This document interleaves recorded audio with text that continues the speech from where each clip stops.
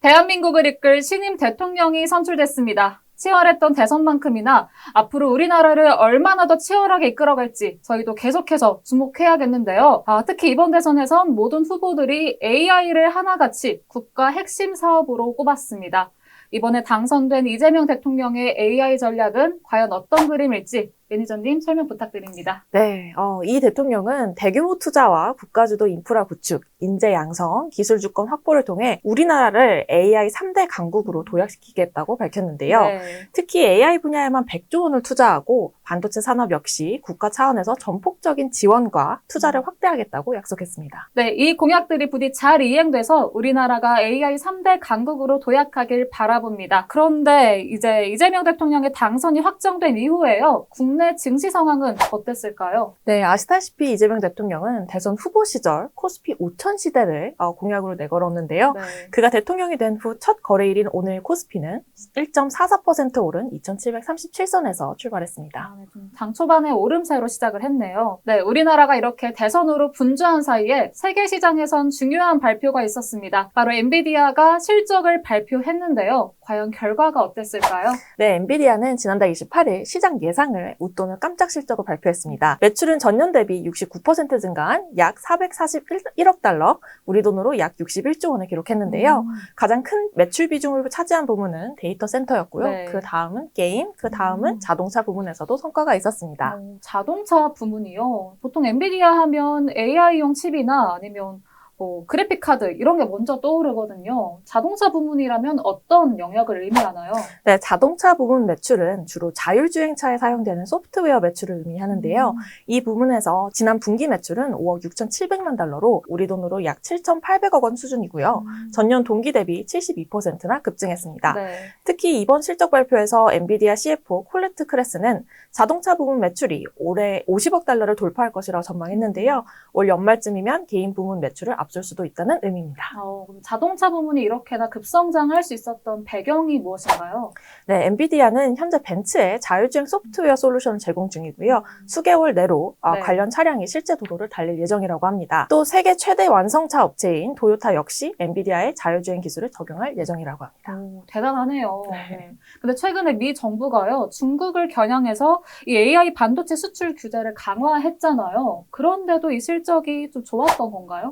맞습니다. 사실 중국 수출 규제는 엔비디아에 꽤 큰 타격을 줬는데요. 2분기 기준으로 중국향 H20 제품 주문액이 70억 달러였지만 실제 매출로 잡힌 건 46억 달러였고요. 25억 달러가 손실로 잡혔는데요. 네. 콜레트 크레스 CFO는 3분기에는 손실이 더 커져 80억 달러 수준에 이를 것으로 예상을 했고 H20 주문 전체를 손실 처리할 것이라고 밝혔습니다. 네. 그럼에도 데이터 센터 부분 매출이 크게 늘면서 전체 실적을 견인한 것으로 보입니다. 근데 또 엔비디아 하면 지난달 대만에서 열린 컴퓨텍스 2025 행사가 또 떠오르는데요. 그때 젠슨왕 CEO가 SK 하이닉스 부스에 들러서 사랑한다면서 이제 사인을 했던 기억이 떠오릅니다. 근데 또 그날 젠슨황이요, 대만 정부와 대만 기업들과 협력해서 세계 최고 수준의 AI 인프라를 대만을 구축하겠다 이렇게 말을 했었는데 왜 하필 대만일까요? 정확한 이유는 밝혀지지 않았지만 여러 이야기들이 있습니다. 우선 젠슨 황 CEO는 네. 대만에서 태어나 9살 때 미국으로 이민을 갔습니다. 네. 대만에 대한 애정과 정서적 유대감이 상당히 높을 걸로 생각이 되고요. 또 실질적인 생산 역량 영향도 있습니다. 세계 AI 서버 시장의 90%를 차지하는 폭스콘, 퀀타, 위스트론과 같은 기업들이 모두 대만 기반인데요. 여기에 엔비디아의 반도체 제조를 전담하는 세계 최대 파운드리 업체 TSMC까지 이제 대만에 있죠. 맞습니다. 반도체 웨이퍼 생산부터 패키징, 테스트, 전자제품, 제조까지 모든 공정이 대만에 모여 있어서 엔비디아 입장에서는 시간과 비용을 줄일 수 있는 최적의 파트너십을 구축할 수 있는 겁니다. 네, 그렇게 되면 생산 시간도 단축되고 자연스럽게 매출도 올라가지 않을까 싶은데요. 혹시 엔비디아가 준비하고 있는 또 다른 성장 동력이 있을까요? 네, 있습니다. 바로 디지털 트윈인데요. 디지털 트윈은 현실 세계의 사물이나 공간을 디지털 세계에 그대로 복제해서 가상 실험이나 시뮬레이션을 가능하게 해주는 기술인데요. 예를 들어 실제 공장을 디지털로 구현해 놓고 공장의 기계나 환경을 바꾸지 않고도 시뮬레이션을 통해 최적화된 운영 방식을 찾을 수 있는 겁니다. 정말 신기한 개념입니다. 이 디지털 트윈을 활성화하면 대만의 제조업도 크게 성장할 것 같은데요. 맞습니다. 디지털 트윈을 구축하게 된다면 생산성과 효율성, 혁신성을 극대화하며 글로벌 시장에 강력한 영향력을 행사할 수 있습니다. 네. 실제로 대만 정부는 아시아 실리콘밸리 개발 계획 3.0을 통해 디지털 트윈, AI, IoT 기술을 국가 전략 산업으로 육성 중입니다. 글로벌 ICT 대기업의 R&D 센터 유치와 스타트업 지원도 적극 추진하고 있어서 대만은 AI 시대 제조업 혁신의 중심지로 부상할 가능성이 높습니다. 네, 이게 정말 현실화된다면 불량률 예측뿐만 아니라 생산실 개선도 역할을 할 수 있을 것 같고요. 공장 자동화까지도 가능하지 않을까 싶은데요. 그런데 이 엔비디아가 대만 말고 또 다른 나라에도 투자를 한다고 얘기를 했다고 들었습니다. 맞나요? 네, 바로 이웃나라 일본인데요. 일본이면 AI보다는 좀 아날로그적인 감성이 더 돋보이는 나라라는 이미지가 큰데 엔비디아가 왜 또 일본에 투자를 한다고 했을까요? 네, 한마디로 일본이 이제야 외양간을 고쳤다고 볼 수 있는데요. 인터넷과 모바일 산업에선 뒤처졌던 일본이 이번에는 AI 산업만큼은 절대 놓치지 않겠다는 의지를 강하게 내비쳤습니다. 특히 기존 인프라가 많이 없는 만큼 미국 빅테크 입장에서는 오히려 AI 인프라를 처음부터 새롭게 깔기 좋은 환경이라고 분석하고 있습니다. 마치 뭔가 흰 도화지에 처음부터 그림을 그리는 듯한 느낌일 것 같아요. 네, 그런 느낌이죠. 네, 게다가 일본은 소재, 부품, 장비, 그리고 로봇 분야에서 강점을 가진 나라잖아요. 대만과 비슷한 제조 기반을 갖춘 만큼 네. AI 칩이나 소프트웨어 플랫폼을 이들과 연계해 활용도를 극대화하려는 전략으로도 풀이됩니다. 그렇다면 우리나라는 패싱 당한 걸까요?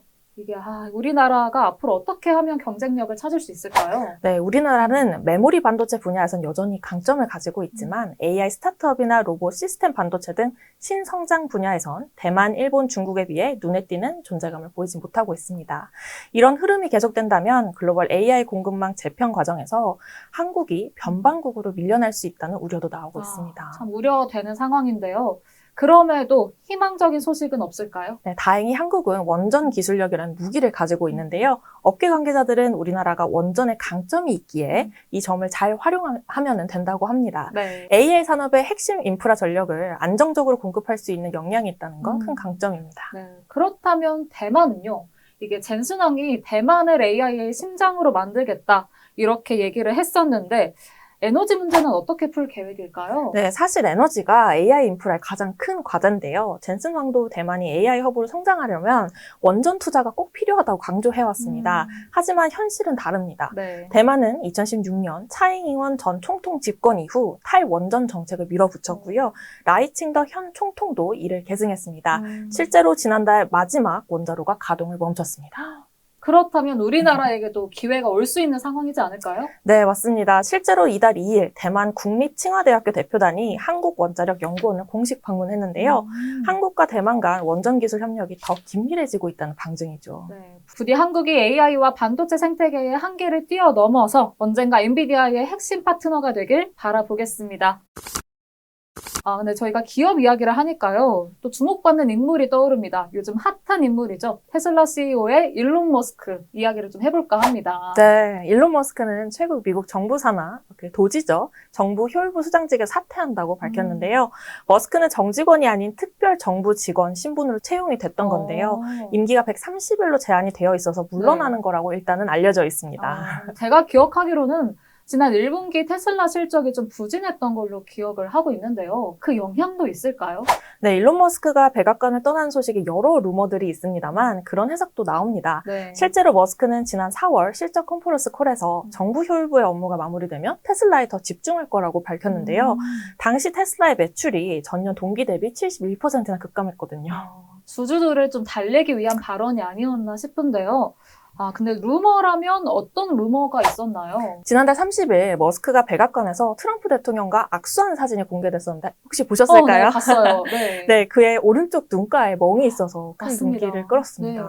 머스크는 취재진에게 5살짜리 아들 X와 놀다가 맞았다라고 해명을 했지만 뉴욕타임즈는 머스크가 마약류를 복용했을 가능성이 높다고 보도했습니다. 그런 루머들이 많다 보니까 주가에도 당연히 영향을 줬겠네요. 네, 맞습니다. 뉴욕타임스 보도 이후에 네. 테슬라 주가는 급락했습니다.